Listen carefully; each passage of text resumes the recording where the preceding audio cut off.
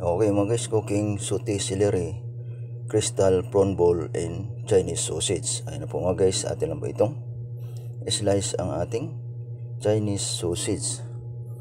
Kailangan mga guys, manipis lang po ang ating pagka-slice ng ating Chinese sausage.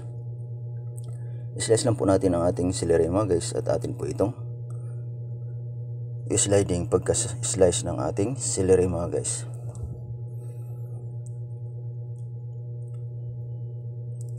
Atin na po itong lagyan mga guys ng pang saute. Maglagay lang po tayo ng carrots, garlic, ginger, and onion leeks.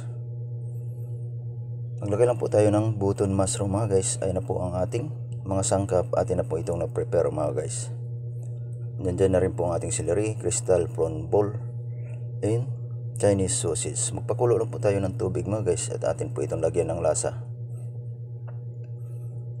Maglagay lang po tayo ng salt, ajinomoto, chicken powder, white sugar.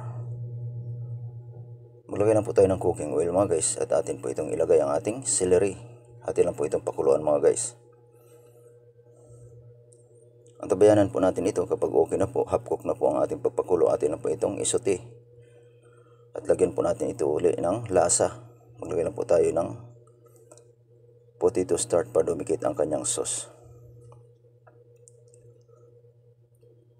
Haluin lang po natin ito mga guys, ang ating celery para kumapit ang sauce ng ating celery mga guys. Dikit lang po ang kanyang sauce. Pakuluan lang po natin ang ating crystal prawn balls mga guys.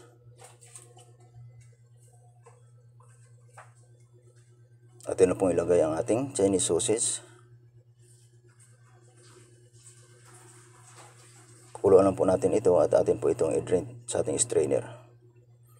Isote lang po natin mga guys ang ating ginger, garlic, and onion leeks and carrots. Atin lang pong lagyan ito ng sausing wine.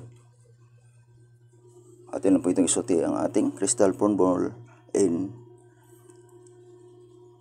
Chinese sausage. Maglagay lang po tayo ng ajinomoto, chicken powder, white sugar. Maglagay lang po tayo ng salt and oyster sauce.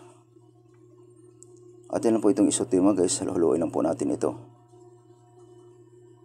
Maglagay lang po tayo ng potato starch para kumapit ang kanyang sauce mga guys. Kailangan dikit ang ating sauce at hindi magkalat ito mga guys. Maglagay lang po tayo ng dark soy sauce, pangpakulay lang po mga guys. Itap lang po natin ito sa ating celery mga guys, ang ating saute celery, crystal prawn ball, and Chinese sausage. Maraming salamat po sa inyong panonood mga guys. Salamat po sa lahat ng sumusuporta sa aking YouTube channel. Maraming salamat po mga guys sa inyong panonood sa aking FB page at FB Reels.